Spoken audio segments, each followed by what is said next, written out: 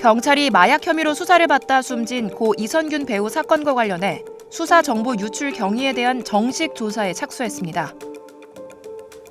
앞서 마약 혐의 사건을 담당했던 인천경찰청이 직접 경기 남부청에 수사를 의뢰한 걸로 전해졌죠. 직접 조사할 경우 공정성을 보장하기 어려울 수 있다는 우려 때문이었습니다. 경기 남부청 관계자는 수사 의뢰를 접수했다는 점 외에 구체적인 내용에 관해서는 확인해 줄 수 없다며 말을 아꼈습니다. 이어서 해당 사안에 대해 공정하게 수사할 방침이라고 말했습니다. 2023년 10월 언론 보도를 통해 알려진 고 이선균 씨의 마약 혐의 논란. 그는 피의자로 전환돼 형사 입건됐고 약 2달간 경찰 소환 조사를 받았습니다. 이런 불미스러운 일에 연루되어서 많은 분들께 큰 실망감을 드린 점 진심으로 사과드립니다. 그리고 무엇보다도 지금까지 저를 믿고 지지해 주셨던 모든 분들에게 다시 한번 고개 숙여 사과드리겠습니다. 조사를 받으며 3차례 포토라인에 섰고 혐의와 직접적 관련이 없는 선정적 보도에 이름이 올라야 했죠. 네, 다시 한번 많은 분들에게 심려 끼쳐 드린 점 진심으로 사과드리겠습니다. 오늘 조사 묻는 질문에 성실하게 답변드리겠습니다. 3차 조사 후엔 억울한 심경을 호소하며 거짓말 탐지기 조사를 요청하기도 했던 그는 갑작스레 사망해 큰 충격을 안겼고 사건은 공소권 없음으로 종결됐습니다.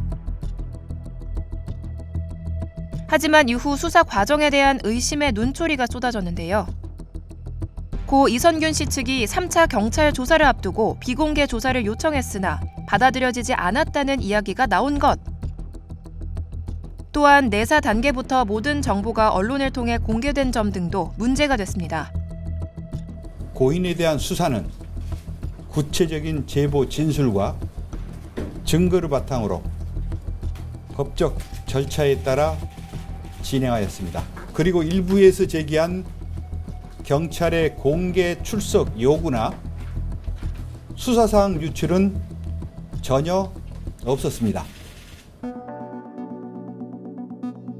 봉준호 감독을 비롯한 문화예술인들은 고 이선균 배우의 죽음을 마주하는 문화예술인들의 요구 성명을 발표하고 수사정보 유출 경위에 대한 진상규명을 촉구하고 나섰죠. 고인의 수사에 관한 내부 정보가 최초 유출된 시점부터 극단적인 선택에 이르기까지 2개월여에 걸친 기간 동안 경찰의 수사 보안에 과연 한치의 문제도 없었는지 관계자들의 철저한 진상규명을 촉구합니다. 3차례에 걸친 소환 절차 모두 고인의 출석 정보를 공개로 한 점, 소환 당일 고인이 노출되지 않도록 대비하는 그 어떠한 조치도 취하지 않은 점이 과연 적법한 범위 내의 행위인지 명확하게 밝혀줄 것을 요청합니다. 자극적인 보도 행태를 지적하며 책임 있는 언론이 목적에 부합하지 않는 기사를 삭제해야 한다고 요구했는데요. 고인에 대한 내사 단계의 수사 보도가 과연 국민의 알 권리를 위한 공익적 목적에서 이루어졌다고 말할 수 있는가? 대중문화예술이라는 이유로 고인을 포토라인에 세울 것을 경찰 측에 무리하게 요청한 사실은 없었는가? 특히 혐의 사실과 동떨어진 사적 대화에 관한 고인의 음성을 국민의 알 권리를 위한 보도였다고 확신할 수 있는가? 이후 혐의 사실과 동떨어진 고 이선균 씨의 통화 내용을 보도한 방송사와 국회를 방문해 성명서를 직접 전달하기도 했습니다.